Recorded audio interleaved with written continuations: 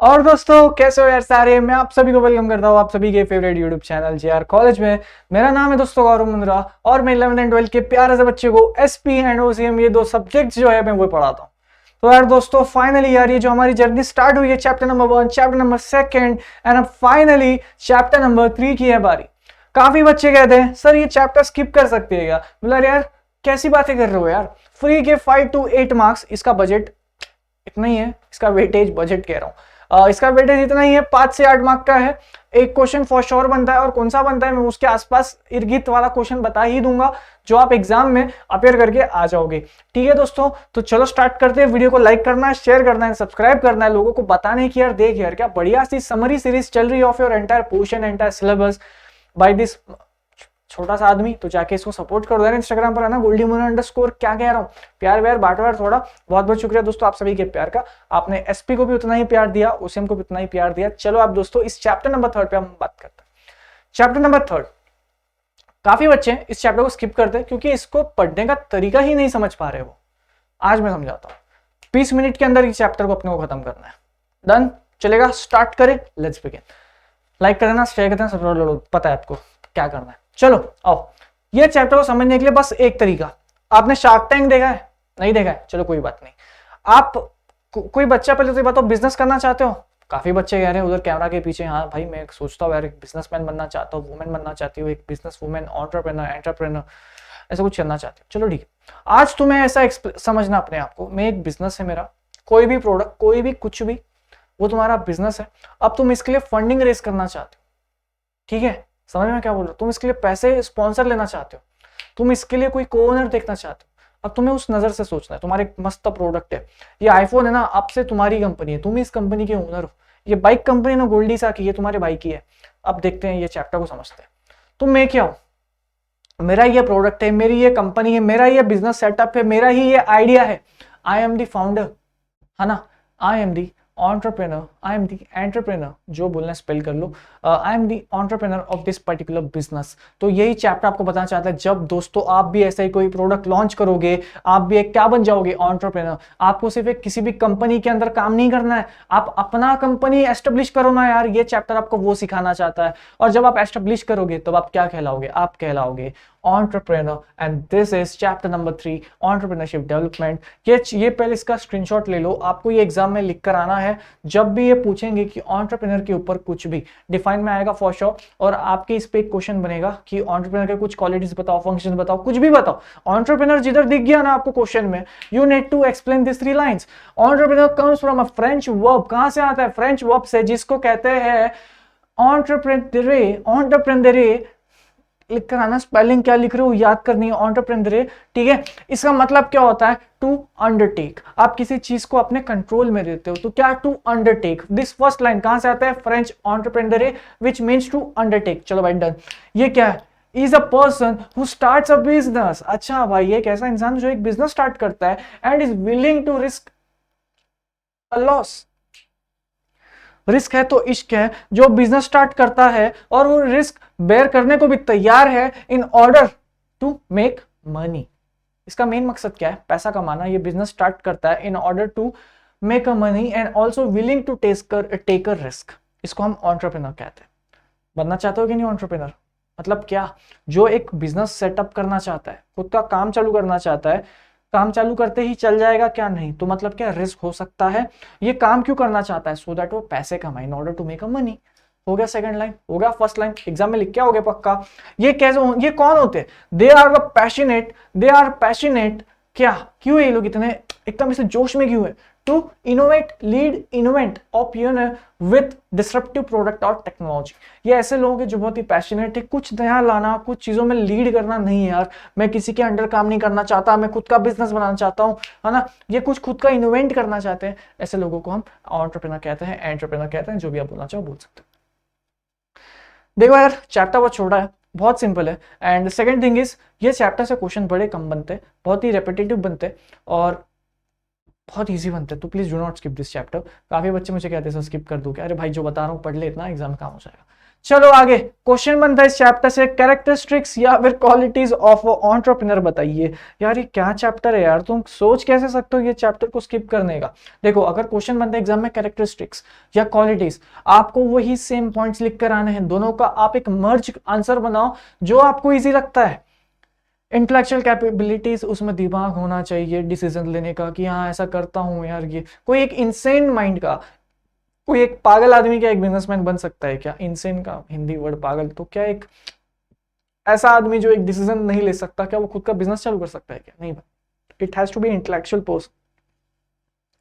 Future visionary होना चाहिए, future देख पाए, उसको समझ में आए कि नहीं यार अगर मैं ऐसा करूंगा तो ऐसा हो सकता है, अगर मैं ऐसे करूंगा तो ऐसे हो सकता है ना। तो वो वैसा एक सोच होनी चाहिए, हार्ड वर्किंग होना चाहिए, उसके पास नॉलेज होना चाहिए, कॉन्फिडेंट होना चाहिए, कॉम्पिटिटिव होना चाहिए, क्रिएटिव होना चाहिए, डिसिप्लिन होना चाहिए, ओपन माइंडेड होना चाहिए, सेल्फ स्टार्टर, किसी का इंतजार नहीं, वो खुद से ही पूरा काम कर सकता है, कॉम्पिटिटिव क्रिएटिव होना चाहिए, है ना, डिटरमाइंड होना चाहिए कि नहीं भाई मैं तो ये करके ही रहूंगा, डिटर्मिनेशन। उसके बाद क्या, स्ट्रॉन्ग कम्युनिकेशन स्किल्स, उसके पास एक अच्छी स्किल्स होनी चाहिए कि नहीं यार, उसके पास वो पैशन जज्बा होना चाहिए। ये सब क्या है भाई, ये characteristics and qualities of entrepreneur है। ये क्वेश्चन एग्जाम में बहुत बार आया 5 मार्क के लिए। इसमें चेकर जो है ना, आप इसके अंदर सेंटेंसेस अपने मन से लिख सकते हो भाई, 2-2 लाइन सबके लिखने हैं मैक्स, और उसके बाद हेड पॉइंट्स ये क्वेश्चन में ज्यादा होना चाहिए। ट्राई करो 10 पॉइंट आप लिख के आ जाओ, 5/5 पूरे मार्क्स मिलेंगे। ये क्वेश्चन में 5/5 कैसे लाओगे, आपको पहले वो इंट्रोडक्शन लिखना है, ये 10 पॉइंट्स लिखकर आने हैं। इस क्वेश्चन में हेड पॉइंट्स के आपको मार्क्स है, अंदर आपको 2-2 लाइन में समझाना है। He must be a future visionary, he must be capable of seeing a future and as per his vision he should be able to make a decision. भाई हो गया सेकंड पॉइंट, अपने मन से ही लिखा है मैंने, कुछ यहाँ पे देखा नहीं, आपने भी पता है जो मन में आया बड़बड़ा दिया। ये क्या था भाई, मिल गए मुझे पूरे के पूरे। ऐसे ही आपको 10 लाइन्स तैयार करनी है, वही 10 लाइन्स को याद करो और एग्जाम में लिख के आओ। और जो बच्चा कहता है सर मेरी हैंड राइटिंग थोड़ी सी स्लो है, मेरी मतलब स्पीड थोड़ा कम है मेरा, तो 8 पॉइंट्स लिख कर आ जाना, इट्स वेल एंड गुड। अपने क्वालिटीज लिख देना, जैसे मैं अब मेरी क्वालिटी बताऊं क्या है, I am intellectual, I am a future visionary, I am hard working, I am confident, I am self starter, मुझे किसी की जरूरत नहीं, मैं खुद से स्टार्ट कर देता हूं, मैं कॉम्पिटिटिव हूं, मुझे हारना पसंद नहीं है, मैं क्रिएटिव हूं ऑब्वियसली, मैं रिस्क बेरर हूं, इन्वेस्टमेंट्स वगैरह करता हूं। ये क्या है, मैंने अपने ही 8 क्वालिटी लिख दी है यार, एग्जाम में लिख के आ जाना, कर दोगे पक्का? ठीक है। अब ये फंक्शंस के भी पॉइंट्स तुम उसमें लिख सकते हो, पता है कैसे, अब बताता हूं। इनोवेटिव, आपको पता है आप इनोवेटिव वाला पॉइंट इसमें लिख सकते हो। इनोवेटिव क्या है, क्रिएटिव ही तो है ना, क्रिएटिव वाला पॉइंट, लेकिन फंक्शंस में मत लिखना। फंक्शंस को ट्राई करो, आप उसके हेड पॉइंट्स याद करो और फंक्शंस के हेड पॉइंट्स आप इसमें लिख देना, कोई प्रॉब्लम नहीं है भाई, सब चलेगा। ये तीनों इंटर रिलेटेड है, फंक्शंस आप याद करो, फंक्शंस को आप उसमें लिख देना, नो प्रॉब्लम। पहला पॉइंट आपका इनोवेटिव, डिटर्मिनेशन, डिटर्मिनेशन वाला पॉइंट तो अपन ने उसमें भी देखा है, तो आप यहाँ पे इनोवेटिव लिख सकते हो, इन क्वालिटीज एंड कैरेक्टरिस्टिक्स, आप डिटरमाइन लिख सकते हो, डेवलपमेंट ऑफ अ मार्केट। तो ये जो person entrepreneur has to find out a different ways for marketing the products, इसको तरीके ढूंढने पड़ेंगे कैसा ये अपना डेवलपमेंट कर सकता है मार्केट में, कैसे अपने प्रोडक्ट को मार्केट में लॉन्च कर सकता है। तो ये सब इसको क्या करना है, डेवलपमेंट करना है मार्केट में। न्यू टेक्नोलॉजी, ये क्या दोस्तों, in global world every day there is a invention of new tech, introduction of a new tech will always result in growth of a business. तो ये कह रहा है ये जो अपना फंक्शंस, ये जो एंटरप्रेन्योर है, इसको न्यू टेक्नोलॉजी मार्केट में लानी है सो दैट इसका बिजनेस चलते रहे। भाई समझ में आ रहा है मैं क्या कर रहा हूँ? जो बच्चे ये चैप्टर को स्किप करता है ना भाई, मैं तेरे पकड़ पकड़ के कूटूंगा तेरे को। ये चैप्टर जो स्किप कर रहा है ना, उसके बाद क्या है, गुड रिलेशंस, आप ये कैरेक्टरिस्टिक्स या फंक्शंस में नहीं लिख सकते। ये गुड रिलेशन वाला पॉइंट, ये आपको मैनेज, आपके फंक्शंस आपको याद करना है, पर इतना स्मार्ट बनो कि फंक्शन के पॉइंट्स आप क्वालिटी और कैरेक्टरिस्टिक्स में लिखो। क्या ये बताओ, ये पॉइंट लिख सकते हो? हाँ। ये पॉइंट लिख सकते हो? यस। ये पॉइंट लिख सकते हो? ट्राई करो ना लिखो। ये लिख सकते हो? हाँ। उसमें टेक्निकल स्किल वाला पॉइंट है कैरेक्टरिस्टिक्स में, तो लिख सकते हो। गुड रिलेशन वाला पॉइंट मतलब लिख सकते हो, मार्क्स तो मिल जाएंगे, पर नहीं यार चलो। उसके बाद क्या है, गुड रिलेशन, हाँ नहीं। ऑर्गेनाइजिंग पॉइंट्स नहीं यार। टेकिंग डिसीजंस बिल्कुल लिख सकते हो। तो ये 4 पॉइंट्स तो आप फिर भी लिख सकते हो उसमें। और मैं आपको क्या बोल रहा हूँ पता है, वर्स्ट केस सिनेरियो, ये 7 के 7 पॉइंट अगर आप कैरेक्टरिस्टिक्स में भी लिख कर आ जाओगे ना, तब भी आपको मार्क्स मिलने वाले हैं इसमें। बट हाँ, फिर वो 3 मार्क्स या 3.5 मिलेंगे। बट कैसे, आपको याद रखना है कि आप एंटरप्रेन्योर का जो डेफिनेशन है ना, वो 3 लाइन जो मैंने शुरुआत में बताई, वो आपको एज इट इज लिखनी है, तो आपको पूरे मार्क्स मिल जाएंगे। ये चैप्टर में ये 3 जो क्वेश्चन है ना, ये बहुत इंपॉर्टेंट है, इसमें से कोई एग्जाम में बन जाता है। एंटरप्रेन्योर की आपको डेफिनेशन याद करनी है, ये 3 क्वेश्चन की आपको तैयारी करनी है, बस ये 7 पॉइंट एकदम अच्छे से कर लो, और कैरेक्टरिस्टिक्स ऑफ फंक्शंस तो एक साथ, अपना क्वालिटीज तो अपने आप एक साथ हो गया। तो 8 मिनट के अंदर हमने 3 आंसर्स याद कर लिए यहाँ पे। अब इस चैप्टर में जो दिक्कत देता है वो है एंटरप्रेन्योरशिप डेवलपमेंट। हमने समझा एंटरप्रेन्योर क्या होता है, आप समझे इनको डेवलप कैसे करें यार। इंडिया में चाहता हूं यार मैं कि हर कोई एंटरप्रेन्योर बने, तो इसके लिए ये पॉइंट है एंटरप्रेन्योरशिप डेवलपमेंट। इसका मीनिंग आपको याद करते हुए चलना पड़ेगा। ये एक क्या है, ये दोस्तों एक पर्पसफुल एक्टिविटी है, स्क्रीनशॉट ले लो। ये क्या है, मेरे साथ याद करते हुए चलो। ये एक पर्पसफुल एक्टिविटी है ऑफ एन इंडिविजुअल, किसी सिंगल आदमी की, जो कि तुम हो, या फिर a group of associated individuals, यानी कि बहुत सारे इंडिविजुअल्स जब साथ में आ जाए उसे ग्रुप ऑफ इंडिविजुअल्स कहते हैं, ग्रुप ऑफ एसोसिएटेड इंडिविजुअल्स। ये सब साथ में क्यों आए, देखो यार, ये क्या है एंटरप्रेन्योरशिप डेवलपमेंट, क्या है, ये एक पर्पसफुल एक्टिविटी है। क्या है, पर्पसफुल एक्टिविटी है, किसकी है, इंडिविजुअल और group of individuals. Purposeful activity of individuals और group of individuals who undertake to IMA, initiate, maintain and make profits. चलेगा, ये याद नहीं होता है वर्ड तो आप लिख देना मेक प्रॉफिट। क्या है ये, एग्रीगेंडाइज, याद नहीं होता, एग्रीगेंडाइज याद नहीं हो रहा है तो कर दो make profit. To initiate, maintain and make profit by, profit बनाओगे ये से, by production and distribution of economic goods and services. भाई समझ में आ रहा है या? ये क्या है, ये एक एक्टिविटी है जिसमें बहुत सारे लोग साथ में आते हैं। और ये लोग साथ में क्यों आए हैं, कि वो लोग काम ऐसा स्टार्ट करें, उस काम को मेंटेन करते हुए चले और प्रॉफिट कमाए। प्रॉफिट मतलब, लेकिन ये कौन सा काम, बाय प्रोडक्शन, कुछ या तो तुम कुछ प्रोड्यूस करो या फिर तुम कुछ बेचो। क्या, एक ऐसा इकोनॉमिक एक्टिविटी जिससे पैसे बनते हैं, of goods and services, economic activity of goods and services. हो जाएगा गाइस, इजी है पक्का। ऐसा बाइफरकेट करो, कभी भी डेफिनेशन याद करते हो ना, याद नहीं होता है, उसको एक टेबल या चार्ट फॉर्म में बनाओ और फिर अब इसको लाइन बाय लाइन याद करते हुए जाओ। To initiate, maintain and aggrandize by production and distribution of goods and services. Exercise exam में याद होता है इजीली, एग्जाम में ऐसे लिख के नहीं आना ये डायग्राम में। चलो, अब ये जो एंटरप्रेन्योरशिप डेवलपमेंट है, हमने इतना सीखा कि हमें एंटरप्रेन्योर्स को डेवलप करना है। हमारा देश ऐसा सोचता है ना, एंटरप्रेन्योर्स को डेवलपमेंट करना है, इसलिए लोग ने कैरेक्टरिस्टिक्स ऑफ एंटरप्रेन्योरशिप डेवलपमेंट ये लाया है कि हम बताते हैं कि हम एंटरप्रेन्योर्स को जब हम डेवलप करेंगे तो हम किन चीज़ों का ध्यान रखेंगे। पहले हम उनको इनोवेटिव बनाएंगे। क्या है ये, entrepreneurship is an innovation, the introduction of new combination of various factors of production is innovation. ये कह रहा है कि एंटरप्रेन्योरशिप डेवलपमेंट, जब हम एक एंटरप्रेन्योर को डेवलप कर रहे हैं, हम उन्हें इनोवेटिव बनाएंगे। हम उन्हें बोलेंगे कि यार आपको कुछ इनोवेटिव सा करना है, आपको कुछ मार्केट में नया टेक लाना है, या जो ऑलरेडी टेक है आपको उसको डेवलप करना है। ठीक है, आप पुराने टेक मत करो, आप कुछ नया लाओ। उसके बाद क्या दोस्तों, इकोनॉमिक एक्टिविटी। दोस्तों आप जब कुछ कह रहे हो वो एक सोशल एक्टिविटी नहीं होनी चाहिए, it has to be economic activity, यानी कि जिससे कुछ पैसे जनरेट हो रहे हैं, पैसे बन रहे हैं, पैसे बनना is an economic activity, right. 11th में किया था। उसके बाद क्या है दोस्तों, ऑर्गेनाइजेशन बिल्डिंग। ये चाहता है जब हम एक एंटरप्रेन्योर को डेवलप करें, गाइस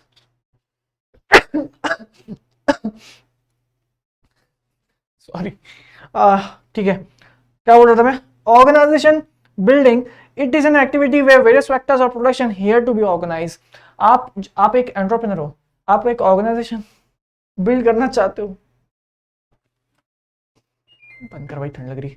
हाँ, आप एक ऑर्गेनाइजेशन बिल्ड करना चाहते हो, तो उसके बाद क्या है, आपको अपना समय का ध्यान रखना है, आपको प्रोडक्ट का ध्यान रखना है, आपको सबका साथ में चलते हुए चलना है। एक ऑर्गेनाइजेशन आपको बिल्ड करनी है, ठीक है, एक एंटरप्रेन्योर को। उसके बाद क्या है, क्रिएटिव एक्टिविटी। ये जो एंटरप्रेन्योरशिप की डेवलपमेंट है ये क्रिएटिव एक्टिविटी है। हर कोई आम आदमी एक एंटरप्रेन्योर नहीं बन सकता, आपको सोच समझ के ही काम करना है। ये एक एसेंशियल पार्ट है ऑफ एंटरप्रेन्योरशिप का। अगर आपको एक एंटरप्रेन्योर बनना है तो आप में ये एक क्रिएटिविटी होनी चाहिए आपके पास। मैनेजर स्किल एंड लीडरशिप ये आपके पास होना ही चाहिए। ऑब्वियसली बात है, अगर आपके पास स्किल नहीं है, लीडरशिप वाली क्वालिटी नहीं, तो आप कैसे बनोगे एक एंटरप्रेन्योर, है ना। आज हम अंबानी अडानी इनको देखते हैं तो उनके पास वो एक स्किल है, वो उनका रातों रात इतना बिजनेस आगे नहीं बढ़ा है, उनके पास डिसीजन मेकिंग पावर है, वो एक इंटेलेक्चुअल है, वो एक क्रिएटिविटी है, उनके पास एक नॉलेज है, तो टेक्निकल स्किल है उनके पास, तभी वो इतने पोजीशन पे पहुंच पाए। तो आपको भी अगर पहुंचना है तो this things you have to must have. Skilful management, आपके पास वो स्किल होना चाहिए, आपके पास उसको मैनेज करने का तरीका होना चाहिए। This is what this points trying to say. आप क्या करोगे, आप दोस्तों इस सारे हेड पॉइंट्स को आपको याद कर लेना है, कोई भी एनी 6 एटलीस्ट। ये चैप्टर में ज्यादा मेहनत मत करो, एंटरप्रेन्योर का जो डेफिनेशन है वो करना है, स्टार्टिंग के 3 क्वेश्चन करने हैं, इसके सिर्फ हेड पॉइंट्स करने हैं, इसके अंदर का आप अपने मन से लिख के, कोई प्रॉब्लम नहीं है यार। उसके बाद दोस्तों रिस्क बेरिंग, तो जो एंटरप्रेन्योर है वो एक रिस्क बेरर भी होना चाहिए, that is the characteristics of your entrepreneurship. उसके बाद दोस्तों गैप फिलिंग फंक्शन, ये जो एंटरप्रेन्योर है इसको पता होना चाहिए कि कहाँ उसे गैप फिल करना है, कहाँ एम्प्लॉय की अगर कमी होगी तो भी चल जाएगा, ठीक है, चलेगा। अब देखो दोस्तों इस चैप्टर में ना अब करने लायक कुछ भी नहीं है, और अब हमने समझा कि एंटरप्रेन्योरशिप डेवलपमेंट, हमने पहले क्या समझा, हमने समझा एंटरप्रेन्योर क्या होता है, फिर हमने समझा हम इस एंटरप्रेन्योर को और कैसे डेवलप कर सकते हैं, समझा। हमने पहले समझा एंटरप्रेन्योर, अब ये एंटरप्रेन्योर को हम और कैसे डेवलप कर सकते हैं, तो उसके लिए गवर्नमेंट क्या करती है पता है, ट्रेनिंग देती है। अब गवर्नमेंट सोच रही है देखो यार, हम एंटरप्रेन्योर बनाना चाहते हैं खुद के, इनको ट्रेनिंग दो यार, ये जो बच्चे ना जो सोच रहे हैं मैं एक बिजनेसमैन बनना चाहता हूं, इनको ट्रेनिंग दो। तो this is what, this is entrepreneurship development programme. हमारे देश ने समझा कि यार हमारे देश में बिजनेसमैन तो बहुत लोग बनना चाहते हैं, पर इनको सही ट्रेनिंग नहीं मिल रही। तो ये टॉपिक इसके लिए आपके सब्जेक्ट में है कि एंटरप्रेन्योरशिप डेवलपमेंट प्रोग्राम, जिससे आपको पता चले जो भी बिजनेसमैन बनना चाहता है ना, आपके लिए गवर्नमेंट ने बहुत सारे ट्रेनिंग प्रोग्राम्स लाए हैं जिससे आप एक अच्छा एंटरप्रेन्योर बनिए। तो ये पॉइंट वो है। इस पूरे पॉइंट में ना सिर्फ एक ही चीज इंपॉर्टेंट है, इसका इंट्रोडक्शन, इसका इंट्रोडक्शन, और सेकंड थिंग इसकी ऑब्जेक्टिव्स। तो ऑब्जेक्टिव्स कर लेना जिससे ग्रोथ, देखो क्या इसका ऑब्जेक्टिव है, ग्रोथ हो इकोनॉमी में, efficient utilisation of resources, backward regions को अपॉर्चुनिटी मिले, एम्प्लॉयमेंट क्रिएट हो, और वाइडनिंग बेस, मतलब कि small and medium scale business को, एमएसएमई जिसे कहते हैं ना, तो इनको भी अपॉर्चुनिटीज मिले मार्केट में। तो ये आप अपने बस ये 5 ऑब्जेक्टिव्स आपको याद करने हैं। उसके बाद दोस्तों startup India, basically startup India का ऑब्जेक्टिव जो है ना ये बहुत इंपॉर्टेंट है। Objectives of startup India exam में काफी बार ये आया है। बेसिकली स्टार्टअप आया, आप सभी को पता है। दोस्तों मैं आपको एक चीज बताऊं, अपने देश में ना 2014 से पहले जो गवर्नमेंट थी ना, मेरे को अभी प्रेजेंट गवर्नमेंट इसके लिए भी थोड़ी सी मेरे को फेवर करता हूं मैं, क्योंकि आज से कुछ सालों पहले ना अपने देश में स्टार्टअप्स को इतनी वैल्यू नहीं थी। बट जब 2014 के बाद ना बहुत सारे ऐसे ऐसे पॉलिसीज आई हैं, जिसमें startup India, stand up India और भी बहुत सारे पॉलिसीज है, जो 2014 के बाद आई है, जब से एक दूसरी पार्टी आई है पावर में। तो बेसिकली उनने क्या करा, स्टार्टअप्स को रिकॉग्नाइज करा, स्टार्टअप्स को रिकॉग्नाइज करा, वुमेन्स वर्किंग को रिकॉग्नाइज करा। तो उनके लिए इन्होंने बहुत सारे स्कीम्स लाए, जिसमें से one of the scheme is startup India, one of the scheme is stand up India. मतलब भाई स्टैंड अप मतलब कैसा नाम, तो ना कितना थॉटफुल है। स्टैंड अप में कैसा है कि अगर किसी को लोन चाहिए, कुछ आपको बिजनेस करना है, तो आपको कम से कम तरीके में, फीमेल के लिए कुछ अलग बेनिफिट्स हैं, और वैसे करके आपको लोन दे दिया जाएगा। And in startup India government ने 10,000 करोड़ का एक अलग सा पूल बाहर रखा है उनके बजट में। जब बजट बनता है तो उसमें 10,000 करोड़ है इंडिया के पास, इतना हम लगाएंगे स्टार्टअप्स में। हम चाहते हैं कि स्टार्टअप्स डेवलप हो, वो आगे आए, है ना। Reduction in patent registration fees. Patent दोस्तों, आपने कुछ ऐसा प्रोडक्ट बनाया है, गोल्डी साकी, अब मैं चाहता हूं गोल्डी साकी मेरे अलावा और कोई भी ना कॉपी करे यार। मैंने गोल्डी साकी का करा लिया patent, but now I am a startup, है ना भाई। पेटेंट रजिस्टर कराने का पैसे तो बहुत लगते, but now as I am a startup, मेरे लिए गवर्नमेंट ने अपनी फीस जो है ना कम कर दी है। फर्क पड़ता है भाई, 10-10 लाख का फर्क पड़ता है, इससे ज्यादा फर्क पड़ता है। इंप्रूव्ड आईबीसी, अगर मुझे अपना बिजनेस बंद भी करना है तो मैं बहुत क्विकली कर सकता हूँ। Freedom from inspection for 3 years of operation, tax benefit मिलता है, आपका कोई भी आके काम वाम में आपको दखल नहीं देगा, आपको जो करना है करो, लॉ के दायरे में करो, आपको अलग से फंडिंग मिलेगी, आपको टैक्स बेनिफिट्स मिलेंगे, आपको कंप्लायंस में थोड़ा सा हेल्प मिलेगा। कंप्लायंस, जब आप कंपनी होती है ना, उनको लॉस फॉलो करने पड़ते हैं, बट अगर कोई लॉ फॉलो नहीं हो पाया, हम आपको थोड़ा सा बेनिफिट देंगे कि अरे चलो कोई बात नहीं दोस्त, अगली बार ध्यान रखना। अगर कोई ऑलरेडी बेस्ड कंपनी है और उसने अगर लॉ फॉलो नहीं किया, चल भाई 1 करोड़ का फाइन निकाल। लेकिन अगर ये तो बेचारे स्टार्टअप है यार, अभी अभी तो आए मार्केट में, बेचारा बिजनेस सेट कर रहा है, कोई बात नहीं यार, कोई बात नहीं। तो दिस इज अ डिफरेंस, है ना, स्टार्टअप इंडिया में। चलो, तो टारगेट 5 लाख। उसके बाद क्या है, प्रमोट इंडिया अक्रॉस, अपने बच्चों को शिक्षा देना कि बेटा हम किसी के साथ काम नहीं करेंगे, हम खुद का काम बनाएंगे, हम एम्प्लॉयमेंट जनरेट करेंगे, we will be the business maker and not the business participator. कि हाँ भाई, okay sir, okay sir, okay sir, we will make a business, है ना। तो this is how this startup India helps. और तो दोस्तों इस चैप्टर में और कुछ करने लायक है नहीं, तो इस चैप्टर के लिए आप क्या करोगे, एंटरप्रेन्योरशिप की वो एंटरप्रेन्योर की डेफिनेशन कर लोगे, नोट कर लो एंटरप्रेन्योर की डेफिनेशन, फंक्शंस ऑफ मैनेजमेंट करोगे, वही पॉइंट आप कैरेक्टरिस्टिक्स एंड क्वालिटीज में लिखोगे, no problem. But characteristics and qualities के लिए आपको एग्जाम में 10 पॉइंट लिखने हैं, तो वो 10 पॉइंट्स की प्रैक्टिस कर लेना, कौन से आप लिख कर आओगे एग्जाम में। उसके बाद एंटरप्रेन्योरशिप की डेवलपमेंट के बारे में हमने सीखा था, कैरेक्टरिस्टिक्स ऑफ एंटरप्रेन्योरशिप डेवलपमेंट आप सीखोगे, आप लर्न करोगे। स्टार्टअप इंडिया का सिर्फ ऑब्जेक्टिव्स करना है, कोई भी 6 ऑब्जेक्टिव्स एटलीस्ट आपको याद करना है, रेस्ट ऑल आप इस चैप्टर में स्किप कर सकते हो, ठीक है, चलेगा, डन। तो ये chapter comes to an end. देखा, आप लोग चैप्टर स्किप करने की बातें कर रहे थे, मैंने 20 मिनट में ये चैप्टर का एक ओवरव्यू दे दिया आपको। इस चैप्टर में इससे ज्यादा करने लायक और कुछ है नहीं। तो चलो यार दोस्तों, इस वीडियो को यहाँ पे एंड कर दें, एंड आई होप आपको सब कुछ समझ में आ चुका है कि कैसे इस चैप्टर को हमें टैकल करना है। This is my Instagram handle where you can connect me, and कुछ भी डाउट्स वगैरह you can ask me over here. And हाँ यार दोस्तों, कमेंट सेक्शन तो आपके लिए बना है ही। तो चलो यार दोस्तों, इस वीडियो को यहाँ पे एंड करते हैं, एंड आई होप यार ये चैप्टर में अब आपको कोई भी समस्या नहीं आने वाली, and you are going to crack this particular chapter in your examination if any question came from this particular chapter। and basically इस चैप्टर का वेटेज होगा 5 से 8 मार्क एट वेरी मैक्स, इससे ज्यादा इससे कुछ नहीं आएगा। ऐसा मत सोचना कि 10 मार्क का बन जाएगा, 20 मार्क का बन जाएगा, नहीं, इतना वेटेज नहीं है इस चैप्टर का। एक क्वेश्चन फिक्स आएगा, एंटरप्रेन्योर के ऊपर कुछ आ जाता है तो एंटरप्रेन्योर की डेफिनेशन का स्क्रीनशॉट ले लीजिए, एग्जाम में आपको ये लिखकर आना है दोस्तों। चलो यार, इस वीडियो को मैं अब सिर्फ यहाँ पे एंड करता हूँ, बाय बाय।